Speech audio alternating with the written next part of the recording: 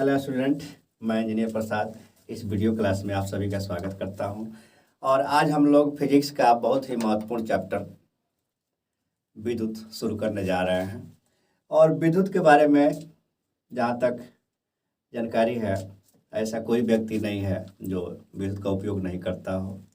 चाहे आप मोबाइल चलाते हो, टीवी चलाते हो, रेडियो चलाते हो, पंखा चलाते हो, आप अस्पताल में चले जाइए, स्कूल में चले जाइए, हर जगह विद्युत का उपयोग है। हम विद्युत से इतने घनिष्ठ रूप से जुड़ गए हैं कि विद्युत के बिना हमारा कोई कार्य अब चलने वाला नहीं है। आपकी गाड़ियां जो है, इलेक्ट्रिक बाइक जो आ रही है, वो भी जो है विद्युत से चार्ज हो रही है, चल रही है। तो इस चैप्टर में हम जानेंगे कि आखिर क्या है विद्युत। तो वास्तविक रूप से विद्युत ऐसा ऊर्जा का रूप है जिसको नियंत्रित रूप से और बिल्कुल सुविधाजनक रूप से हम उपयोग कर सकते हैं और करते भी हैं।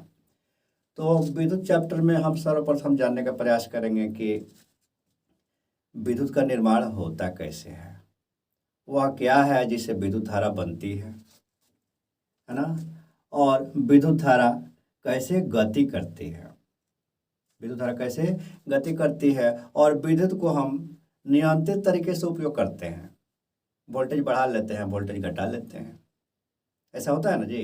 तो विद्युत को हम नियंत्रित करने वाला कौन सा साधन है जो विद्युत धारा को नियंत्रित करता है। जैसे पेट्रोल जो है, पेट्रोल का उपयोग जो है हम ईंधन के रूप में नहीं करते हैं।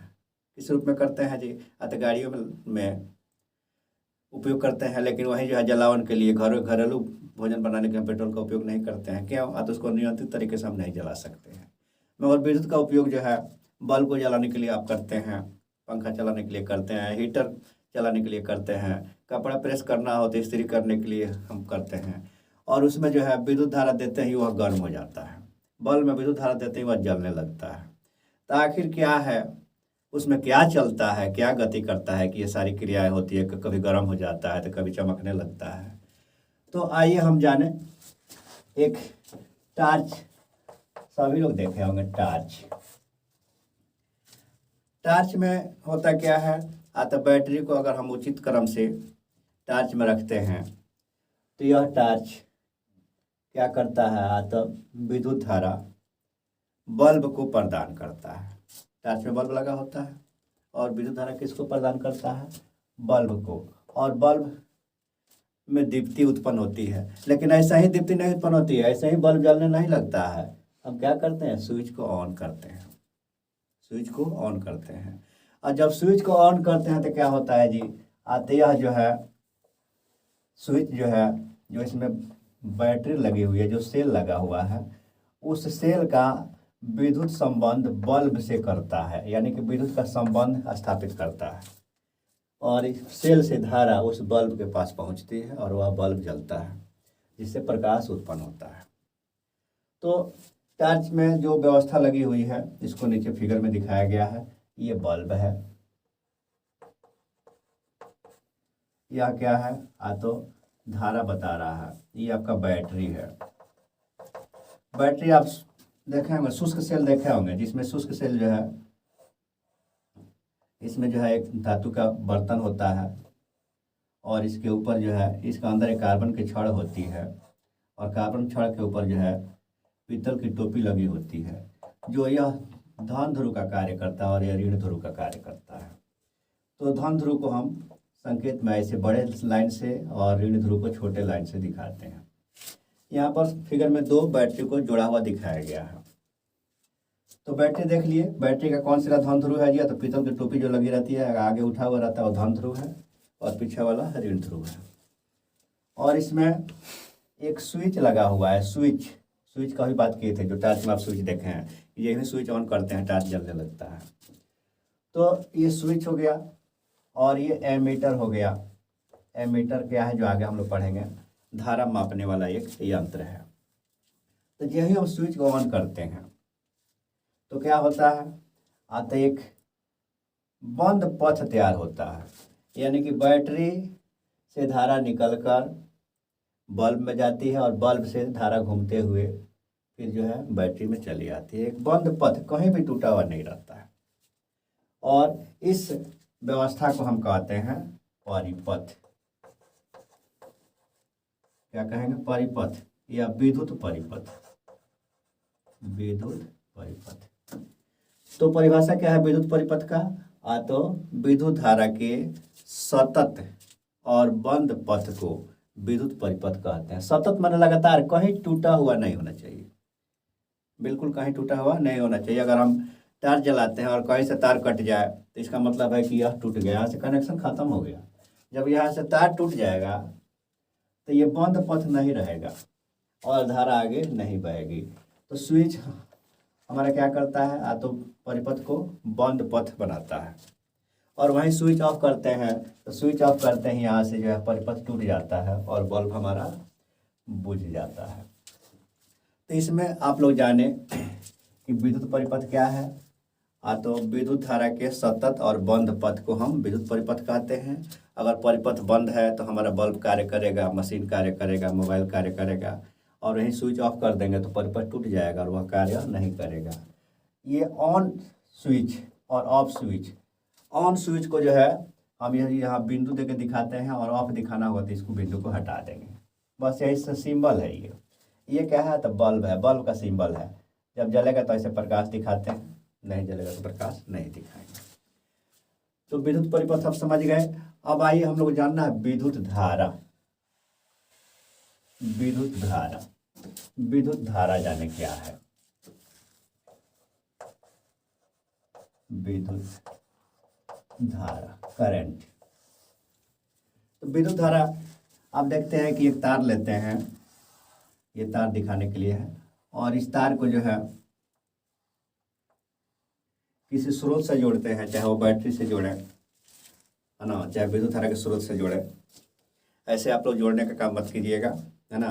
ऐसे नंगे तार को जो है सीधे बोर्ड में नहीं जोड़िएगा, है ना। ये विद्युत ऐसा चीज़ है कि किसी को नहीं छोड़ा है, जिसने खोज किया विद्युत का उसको भी नहीं छोड़ा।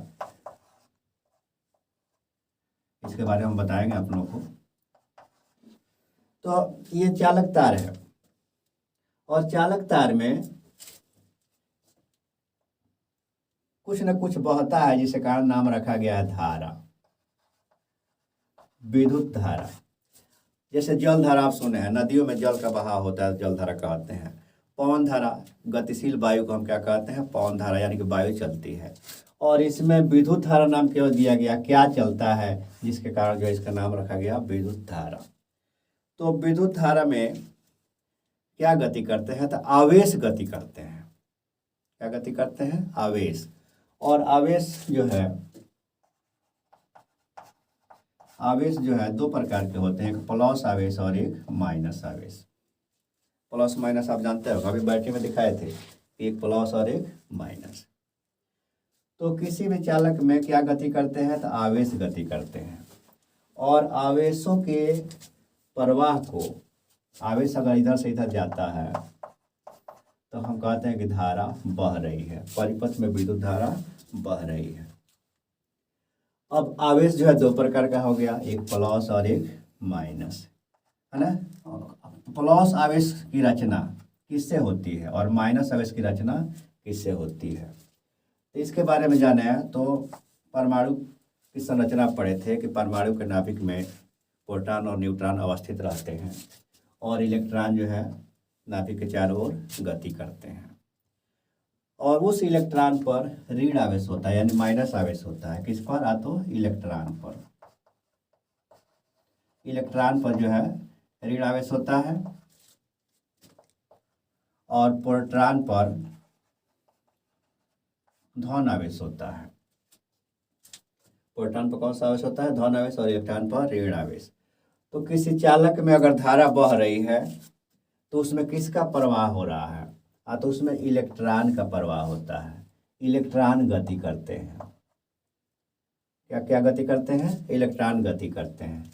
लेकिन यहाँ इलेक्ट्रॉनों की गति की दिशा, इलेक्ट्रॉन देखे इससे जा रहे हैं।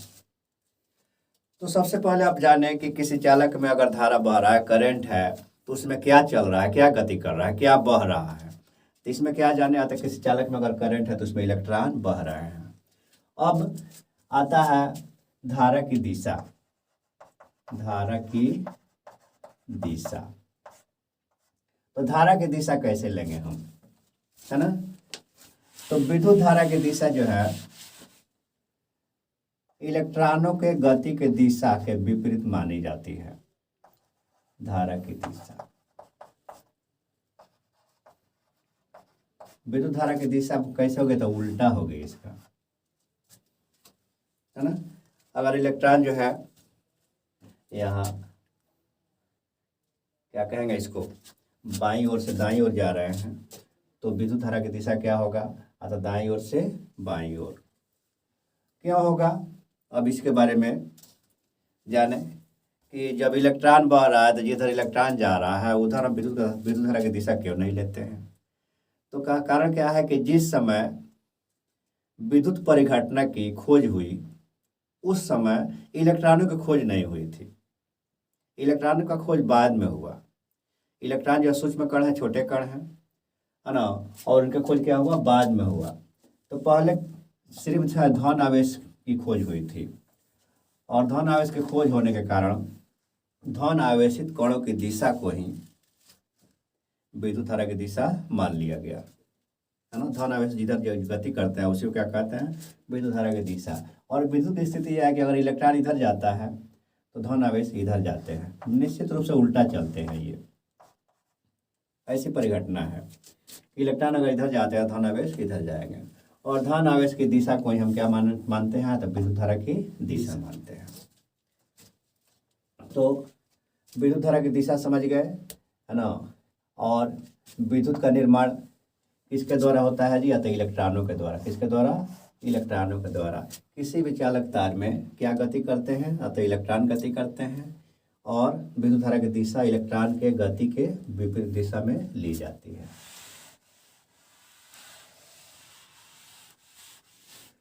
अब विद्युत धारा का परिभाषा विस्तार से जाने। अब विद्युत धारा है क्या, है ना। अब परिभाषा इसका मिलेगा कि आवेशों के प्रवाह की दर को विद्युत धारा कहते हैं। आवेशों प्रवाह के दर को विद्युत धारा कहते हैं।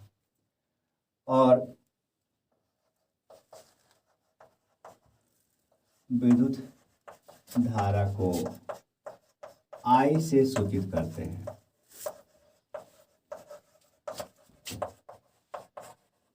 देखिए I से सूचित करते हैं, इसमें जो है I से और विद्युत से कोई संबंध नहीं है, सिंबल है, मान लिया गया है। विद्युत धारा कैसे सूचित करते हैं, I से सूचित करते हैं।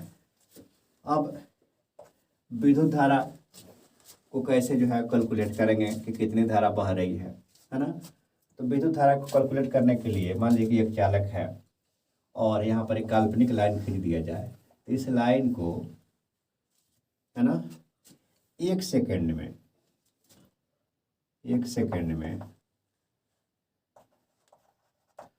जितना कूलाम आवेश प्रवाहित हो,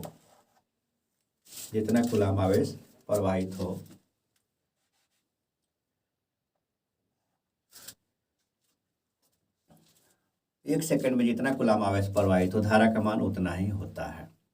परिभाषा क्या है, आते यदि किसी चालक तार के अनुप्रस्थ प्रतिच्छेद से, है ना, t समय में q कूलाम आवेश प्रवाहित होता है। इस लाइन काल्पनिक लाइन को q कूलाम आवेश t समय में पार करता है, तो चालक तार से प्रवाहित धारा का मान I बराबर होगा q/t, है ना।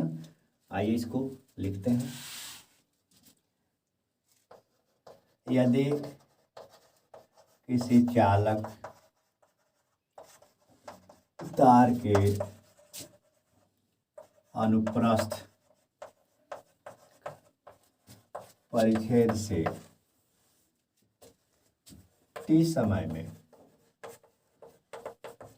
q कूलाम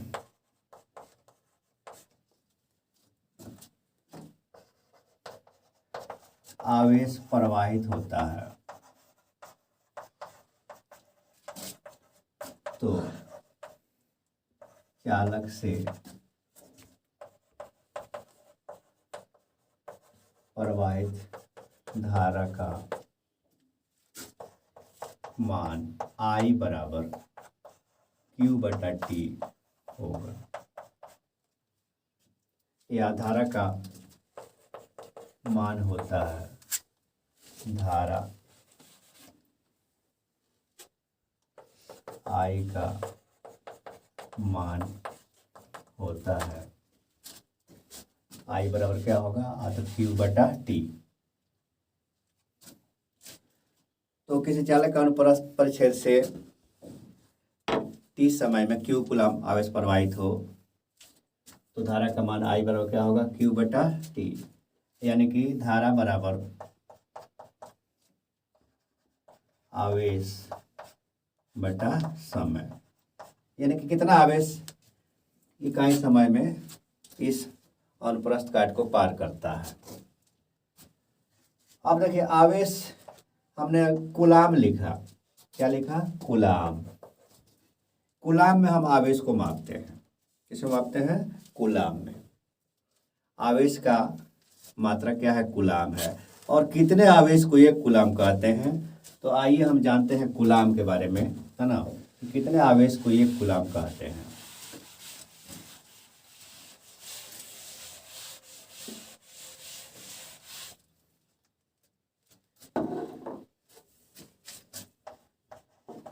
एक कूलाम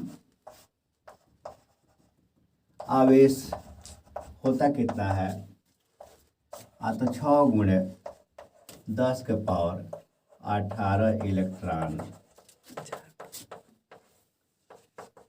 में समाये आवेश,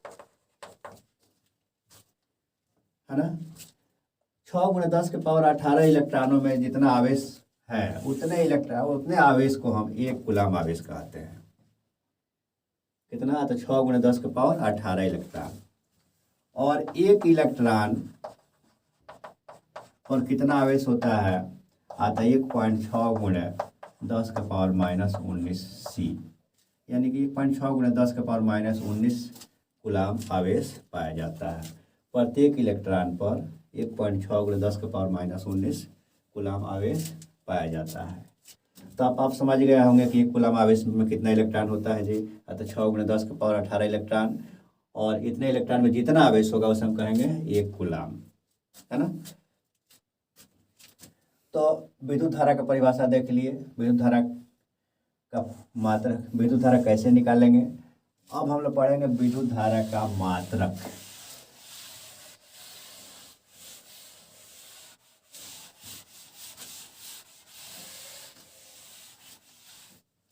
विद्युत धारा का मात्रक, आइए जानिए, बहुत आसान चीज है ये। विद्युत धारा का SI मात्रक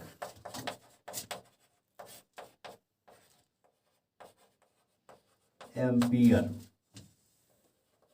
विद्युत धारा का SI मात्रक एम्पियर है। अब एम्पियर शब्द कहाँ से आया जी, आते एक फ्रांसीसी वैज्ञानिक थे, है ना, जिन्होंने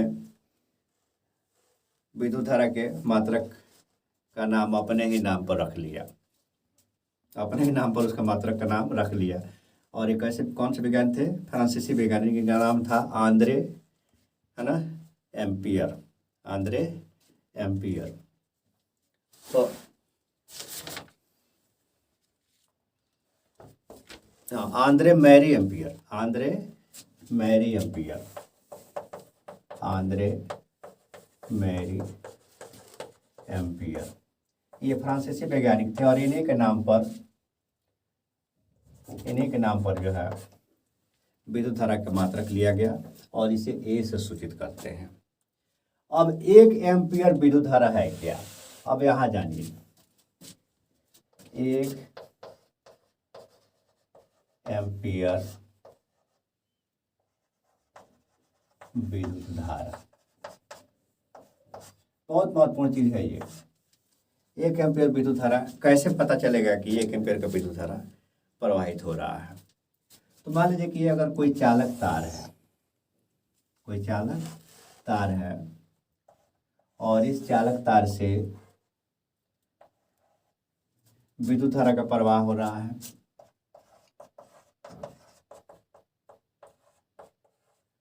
इलेक्ट्रॉन इधर जा रहे हैं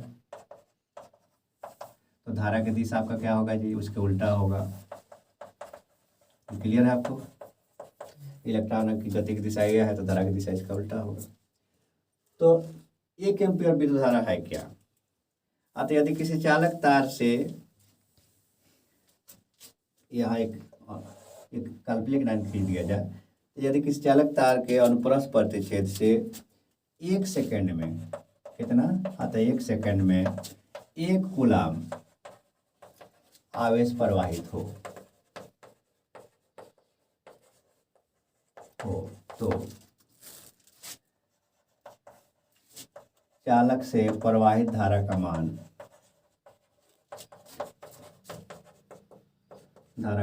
1 एम्पीयर होता है। हो गया क्लियर? यदि किसी चालक तार का अनुप्रस्थ प्रतिच्छेद से 1 सेकंड में 1 कूलाम आवेश प्रवाहित हो, यानी कि इस काल्पनिक लाइन को 1 सेकंड में 1 कूलाम आवेश पार करता है, तो उस चालक से प्रवाहित धारा का मान कितना होगा? 1 एम्पीयर। यानी कि 1 एम्पीयर बराबर 1 कूलाम बटा 1 सेकंड। कूलाम प्रति सेकंड को एम्पीयर कह सकते हैं, कूलाम प्रति सेकंड को एम्पीयर। यानी कि 1 कूलाम 1 सेकंड में पार करता है तो धारा का मान 1 एम्पीयर होगा। यदि 1 सेकंड में 2 कूलाम आवेश प्रवाहित करता है तो धारा का मान 2 एम्पीयर होगा। 3 सेकंड में, है ना? तो एम्पीयर से हम धारा मापते हैं, कितना एम्पीयर की धारा बह रही है ना? और यह कूलाम प्रति सेकंड में होता है। अब विद्युत धारा का छोटा मात्रक, विद्युत धारा का छोटा मात्रक भी होता है जी। बहुत महत्वपूर्ण है ये जानना, ये पिछले साल ऑब्जेक्टिव में आया हुआ था। विद्युत धारा का छोटा मात्रक क्या है? ये तो एम्पीयर जो है बड़ा मात्रक हो गया, छोटा मात्रक में जाने विद्युत धारा का छोटा मात्रक है मिली एम्पीयर। क्या होता है? मिली एम्पीयर, है ना? मिली एम्पीयर को लिखते हैं MA, है ना? तथा ये होता कितना है? आता 1 मिली एम्पीयर बराबर होता है 10⁻³ एम्पीयर। 1 मिली एम्पीयर को कितना कहते हैं? 10⁻³ एम्पीयर। और दूसरा होता है माइक्रो एम्पीयर, ये उससे भी छोटा मात्रक है, ऐसे μA लिखते हैं। और 1 μA बराबर होता है 10⁻⁶ एम्पीयर। ये प्रश्न पूछा था कि 1 μA बराबर कितना होता है, तो 10⁻⁶ एम्पीयर को हम कहेंगे 1 माइक्रो एम्पीयर, और 10⁻³ एम्पीयर को कहेंगे 1 मिली एम्पीयर। तो ये जो है छोटे छोटे डिवाइसों में, जो बहुत छोटे छोटे यंत्र हैं, है ना, उसमें जो है माइक्रो एम्पीयर मिली एम्पीयर में विद्युत धारा का उपयोग होता है। हमारे बल्ब है, हीटर है, पंखा, इसमें जो है एम्पीयर में विद्युत धारा का उपयोग होता है। तो छोटे छोटे यंत्रों में उपयोग होने वाले विद्युत धारा को हम मिली एम्पीयर और माइक्रो एम्पीयर में मापते हैं। अब प्रश्न आता है कि विद्युत धारा मापते किससे हैं? आपने विद्युत धारा का मात्रक पढ़ा, है ना? विद्युत धारा के छोटे मात्रक भी पढ़े, मिली एम्पीयर, माइक्रो एम्पीयर। अब हम लोग को जानना है विद्युत धारा मापने वाले यंत्र के बारे में। अभी हम लोग फिगर बनाए थे और वहाँ पर जो है ऐसे गोला बना के हमने ए लिखा था, है ना, याद कीजिए। और यहाँ पर स्विच लगाए थे, है ना, और इधर बल्ब लगाए थे। तो यह जो ए लिखा गया था यही जो है एमीटर है। क्या नाम है इसका? एमीटर। तो विद्युत धारा वाला मापने वाले यंत्र को क्या कहते हैं? एमीटर कहते हैं। इसका नाम क्या है? एमीटर। और एमीटर को जो है हमेशा परिपथ में श्रेणी क्रम में जोड़ा जाता है। हम एमीटर को हमेशा परिपथ में श्रेणी क्रम में जोड़ा जाता है। अब श्रेणी क्रम क्या है, समानांतर क्रम क्या है, इसको जो है हम आगे पढ़ेंगे। तो फिर भी जो है जानिए, आपने देखा कि एमीटर से क्या मापा जाता है जी? तो विद्युत धारा मापा जाता है। यह क्या है? एक यंत्र है। क्या है? एक यंत्र है। जैसे स्पीडोमीटर है तो स्पीड मापता है, वोल्ट मीटर है तो वोल्टेज मापता है ना। उसी तरह से एमीटर क्या मापता है, धारा मापता है कि परिपथ में कितनी धारा बह रही है। तो एमीटर से विद्युत धारा मापा जाता है और इसे विद्युत परिपथ में श्रेणी क्रम में सीरीज में जोड़ा जाता है। इस पर हम क्यों जोड़ दे रहे हैं, तो ये बहुत महत्वपूर्ण प्रश्न है और बार बार परीक्षा में आता है ऑब्जेक्टिव में कि एमीटर को परिपथ में कैसे जोड़ा जाता है। तो सीधे लिखेंगे कि ये श्रेणी क्रम में जोड़ा जाता है। अब आपको श्रेणी क्रम समझा दे है क्या। मान लीजिए कि ये बैटरी है और यहाँ से यहाँ हमने स्विच लगा दिया और इससे धारा हमने ले लिया और ये धारा, और यहाँ पर जो हमने बल्ब लगा दिया। तो इसको ध्यान से देखिए, अगर यहाँ पर एमीटर हम लगा देते हैं एमीटर, तो इससे जो धारा निकल रही है ये पूरी धारा एमीटर से होके जा रही है, दूसरा कोई रास्ता नहीं है। ये धारा जो है बैटरी से निकल के बल्ब से होते हुए एमीटर से होकर फिर बैटरी में जा रही है, यानी कि वैकल्पिक रास्ता नहीं है। तो इस प्रकार के संयोजन को हम कहते हैं श्रेणी क्रम, यानी कि परिपथ में संपूर्ण धारा अगर एमीटर से होकर गुजरता है तो इसे हम कहेंगे श्रेणी क्रम संयोजन। यानी कि एमीटर को हम किस रूप में जोड़ा गया है, तो श्रेणी क्रम में जोड़ा गया है। एमीटर को श्रेणी क्रम में जोड़ा गया है। और इसी को जो है यहाँ देखिए, एक तार यहाँ से ले लें और यहाँ से ले लें और यहाँ पर जो है वोल्ट मीटर को जोड़ दें, है ना। तो धारा तो ऐसे जा रही है, यहाँ से तार टूट भी जाएगा तो बल्ब हमारा नहीं बुझेगा, है ना। क्या हुआ, तो धारा के दो रास्ते हो गए, कि ये रास्ते हो गए और एक ये रास्ते हो गए। तो ये वोल्ट मीटर से जो है संपूर्ण धारा नहीं गुजर रही है, संपूर्ण धारा वोल्ट मीटर से नहीं गुजर रही है। अगर बल्ब फ्यूज हो जाए तब भी जो है धारा इधर से घूम के इधर जा सकती है। अच्छा, ये टूट जाए धारा इधर से बल्ब से होकर जा सकती है। तो ये यहाँ पर वोल्ट मीटर जो है किस में जोड़ा गया है, तो समानांतर क्रम में जोड़ा गया है, पैरेलल सीरीज में जोड़ा गया है। और ये किस में जोड़ा गया है, श्रेणी क्रम में जोड़ा गया है। तो अब हम लोग जो है विद्युत धारा, इसके मात्रक, विद्युत धारा का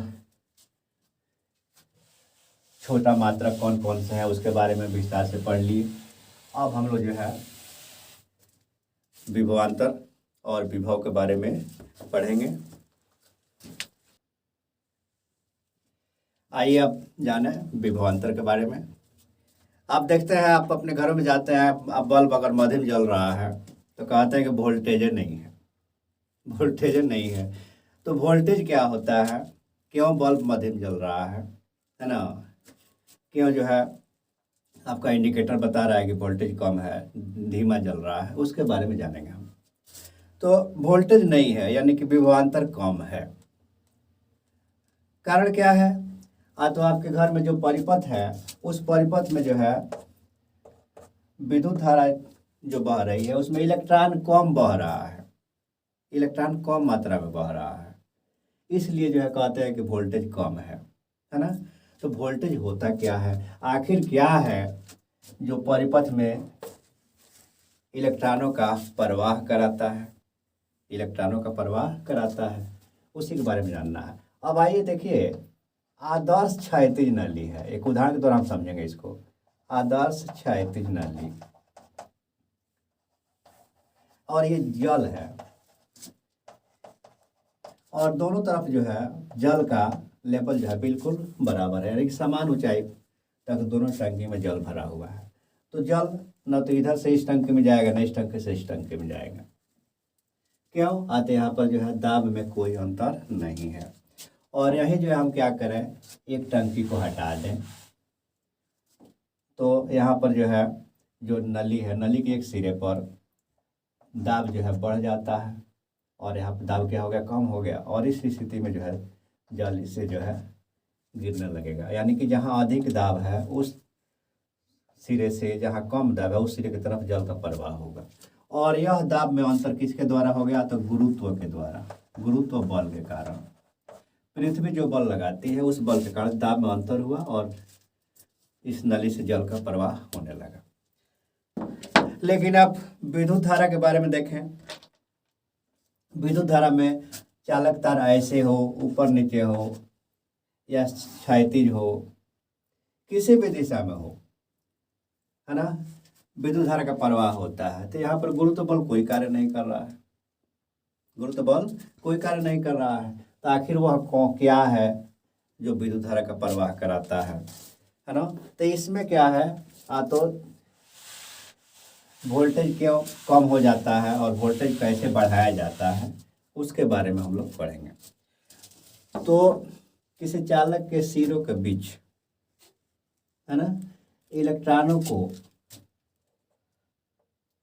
प्रवाहित कराने वाला जो कारक है ना, वह क्या है, तो बैटरी में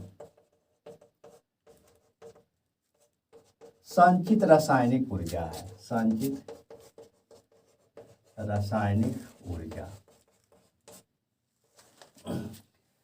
बैटरी में जो रासायनिक ऊर्जा होती है, यानी कि बैटरी के अंदर रासायनिक अभिक्रियाएं उत्पन्न होती है और यह रासायनिक अभिक्रिया चालक तार के सिरों के बीच वैद्युत दाब अंतर उत्पन्न करता है। वैद्युत दाब अंतर, एक सिरे पर प्लस दाब लगाता है, दूसरे सिरे पर माइनस।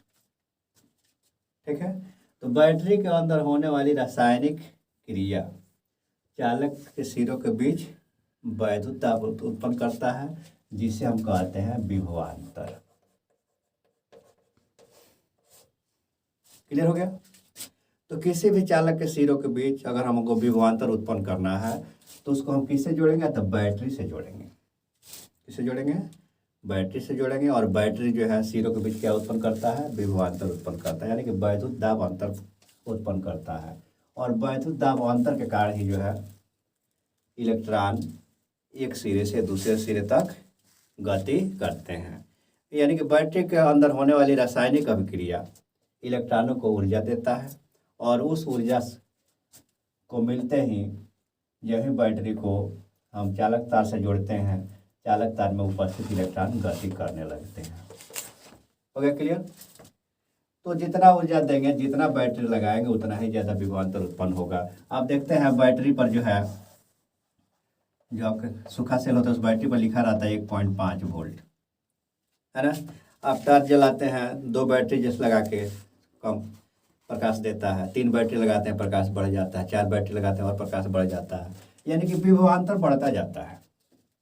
विभवांतर बढ़ेगा यानी कि ज़्यादा मात्रा में यह ताकत लगाएगा।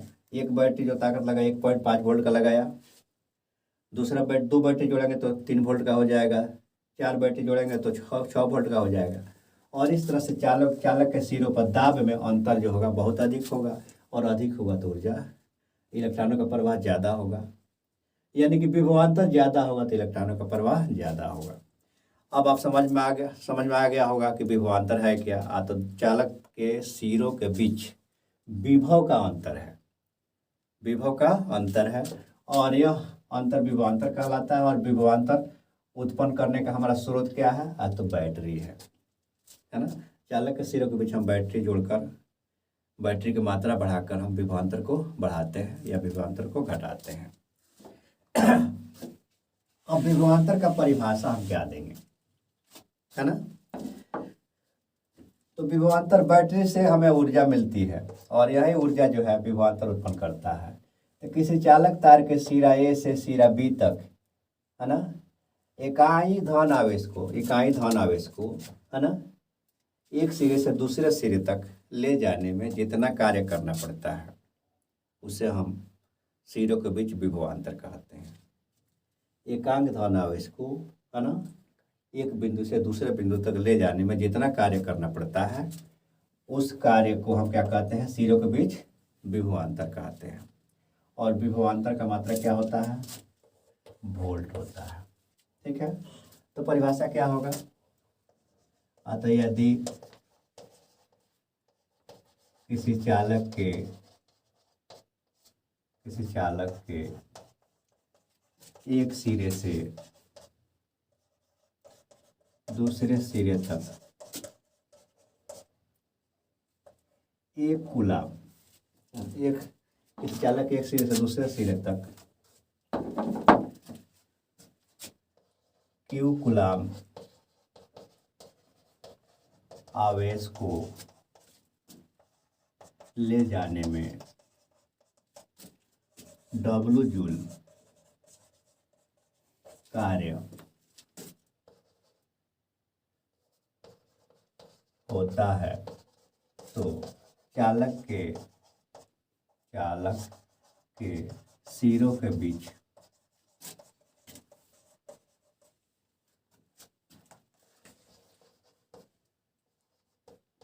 विभवांतर भी समान होता है। क्या होता है? तो V बराबर W/Q, V बराबर W/Q। अब देखिए W कार्य का मात्रक है और Q जो है कूलाम है ना, और कार्य का मात्रक क्या है? ये जूल है ना। तो जूल प्रति कूलाम, जूल प्रति कूलाम को हम क्या कहते हैं? विभवांतर कहते हैं। तो विभवांतर बराबर हो गया जूल प्रति कूलाम, जूल प्रति कूलाम। अब आता है कि 1 वोल्ट विभवांतर से आप क्या समझते हैं? 1 वोल्ट विभवांतर क्या है? तो यदि किसी चालक के सिरा ए से सिरा बी तक 1 कूलाम आवेश को ले जाने में, सिरा ए से सिरा बी तक 1 कूलाम आवेश को हम ले जाएं, 1 कूलाम आवेश को ले जाएं और कार्य कितना हो? अतः 1 जूल कार्य हो, 1 जूल कार्य हो, तो चालक के सिरों के बीच विभवांतर कितना होगा? 1 वोल्ट होगा। यानी कि 1 वोल्ट विभवांतर क्या हो गया परिभाषा जी? अतः यदि किसी चालक के एक बिंदु से दूसरे बिंदु तक 1 कूलाम आवेश को ले जाने में 1 जूल कार्य होता है, तो चालक के सिरों के बीच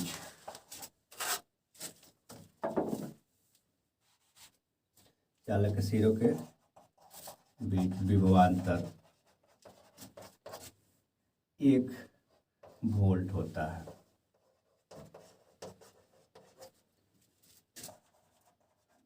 अर्थात 1 वोल्ट बराबर 1 जूल बटा 1 कूलाम, यानी कि जूल प्रति कूलाम को हम 1 वोल्ट कहते हैं। विभवांतर मापने के लिए हम किस यंत्र का उपयोग करते हैं, है ना? उसका नाम क्या है? तो विभवांतर मापने के लिए हम जिस यंत्र का उपयोग करते हैं उस यंत्र को हम कहते हैं वोल्ट मीटर। क्या कहते हैं? Volt meter. यानी कि विभवांतर को हम वोल्ट मीटर से मापते हैं। नाम किसका क्या है? Volt meter. और वोल्ट मीटर को परिपथ में हमेशा समानांतर क्रम में जोड़ते हैं। समानांतर क्रम इसके पहले वाले प्रश्न बताए थे, है ना? समानांतर क्रम वह क्रम है ना, जिसमें विद्युत धारा, संपूर्ण धारा, है ना, उस वोल्ट मीटर से या उस यंत्र से नहीं जाती है, बल्कि धारा जो है बढ़ जाती है। तो वोल्ट मीटर को परिपथ में कहाँ जोड़ते हैं? समानांतर क्रम में। और यह क्या करता है जी? तो विभवांतर मापने का कार्य करता है। तो विभवांतर में जितना जानना था आप जान गए। अब हम लोग जो है आगे पढ़ेंगे ओम्स लॉ, ओम का नियम, ओम का नियम।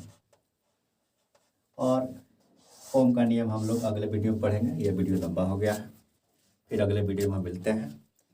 इसके लिए वीडियो देखने के लिए आप सबको बहुत बहुत धन्यवाद।